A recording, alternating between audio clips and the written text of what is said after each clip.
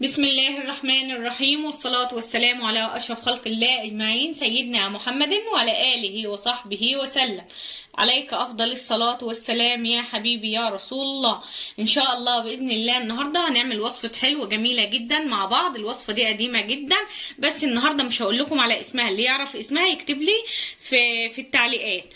عشان نعملها طبعا عندي هنا كوباية من المية، وعندي هنا كوباية إلا ربع من السكر. هبدأ انزلهم بالطريقة دي وهبدأ ادوبهم، وبعد كده هنبدأ ننزل عليهم كيس من الفانيليا، وتدوبك السكر كويس قوي في المية، ونبدأ نركنهم على جنب ونبدأ نشتغل في الوصفة بتاعتنا. طبعا هنا عندي في الطاسة عندي معلقتين كبار من السمنة، هنزل عليهم كوباية كبيرة من الدقيق بالطريقة دي، وهنبدأ تحريك مستمر. ما تشيليش ايدك ابدا من على البوتاجاز، خلي النار عليها وسط وقلبي باستمرار. الاول بنبدا نغلف الدقيق كويس قوي بالطريقه دي بالسمنه زي ما انتوا شايفين كده. بدوس على الدقيق عشان افروله، مش عايزين نسيبه بالطريقه دي، يعني ما ينفعش تحركي كده بس، لا لازم تضغطي كده على الدقيق عشان ما يفضلش مكلكع معاكي، فلازم تحريك مستمر وتضغطي عليه عشان الدقيق يبقى مفرول معاكي، وبرضو تقلبي عشان الدقيق ما يتحرقش. طبعا انا بفضل كده لحد لما ادي للدقيق لون، نديله لون بني غامق. شايفين اللون بتاعه بدأ يغير زي ما انتوا شايفين بالطريقة دي، وباجي اقلب عشان بصوا في اماكن بتبدأ تحمر. لازم نضغط على الدقيق بالطريقه دي عشان يفضل طول الوقت مفرول، وبعد كده نديله قلبه بالطريقه دي.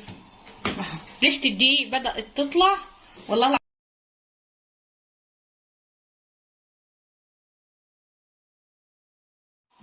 شايفين الدقيق معانا احمر، شايفين عامل ازاي؟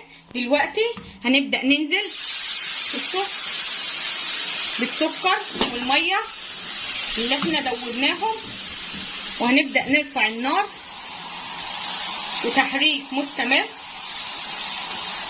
اهو، هيبدأ يتقل معايا على طول.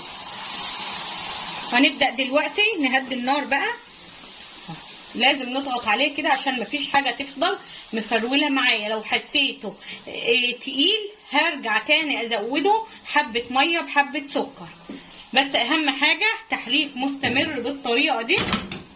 والنار عندك هديناها اول ما تشرب على طول. شايفين الجمال؟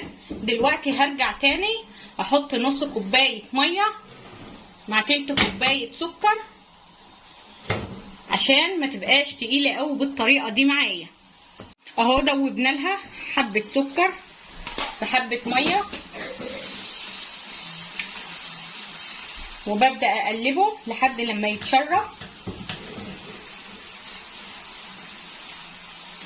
بس طعمها جميل جدا، والفانيليا مخلياها ريحتها جميله جدا والطعم جميل جدا. بصوا ده كله على نار هاديه بقلبه طبعا. برجع ازودها باقي نص كوبايه الميه عشان مش عايزينها تقيله معانا. كل ما بتقلبي كل ما هي بتشرب السوائل وبتبدا تمسك نفسيها مع بعضيها كده بالطريقه دي زي ما انتوا شايفيني كده. كده كويس قوي، سويناها كويس قوي على النار بعد ما شربت السوائل. بصوا العجينه بتاعتها، شايفين؟ جميله جدا وخفيفه، ما هياش تقيله. دلوقتي هبدا اطفي عليها النار. طبعا خلاص هي شربت السوائل وانا سويتها على البوتاجاز. دلوقتي هبدا اشيل منه جزء بالطريقه دي في طبق زي ما انتم شايفين، والباقي هنيجي هنا ونبدأ نحط عليه. طبعا انا طفيت النار، هبدأ انزل عليها حبة سوداني مجروش، حبة من الزبيب، حبة من جوز الهند، وابدأ اقلبها كويس قوي معاها وهي سخنة بالطريقة دي، وابدأ احطها في طبق. وكده اول صنف معانا خلص. الجزء التاني بقى هبدأ انزل عليه حبة سوداني مجروش، حبة شوكليت شيبس، وابدأ اقلبهم كويس قوي مع الحلو بتاعنا بالطريقه دي. طبعا هو لسه سخن. دلوقتي طبعا بصوا الشوكولاته ساحت ازاي فيها. بصوا على فكره هي ممكن تتاكل كده من غير مكسرات خالص. بصوا الشوكولاته اهي، شايفين؟ وببدا هنا في جوزة الهند ببدا اغلفها بالطريقه دي واحطها في الطبق، وممكن تغلفيها في شوكولاته وتنزليها في جوزة الهند اهي، شايفين؟ ببدا احطها بالطريقه دي.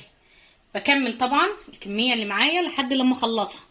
كده وصفتنا للنهارده خلصت. طبعا هي في الاساسي ما بيتحطش عليها ولا فانيليا ولا مكسرات ولا جوز الهند ولا اي حاجه، هي بس بتتعمل دقيق وميه وسكر بس كده. 3 مكونات سهلين وما بتاخدش وقت خالص. والسمنه طبعا زي ما قلت لكم يبقى حطينا معلقتين كبار من السمنه، حمرنا فيهم كوبايه دقيق تحريك مستمر، وعندنا هنا حطينا عليهم كوبايه ونص من الميه، عليهم كوبايه سكر. هو يعتبر احنا حطينا كوبايه سكر على كوبايه ونص ميه وكيس الفانيليا بس كده. وزي ما قلت لكم المكسرات في الاخر اختياري، بس طعمها مع الشوكولاته جميل جدا. فاتمنى بجد لو عجبتكم وصفه النهارده ما تنسوش تدعموها بلايك، وما تنسوش تكتبوا لي في الكومنتات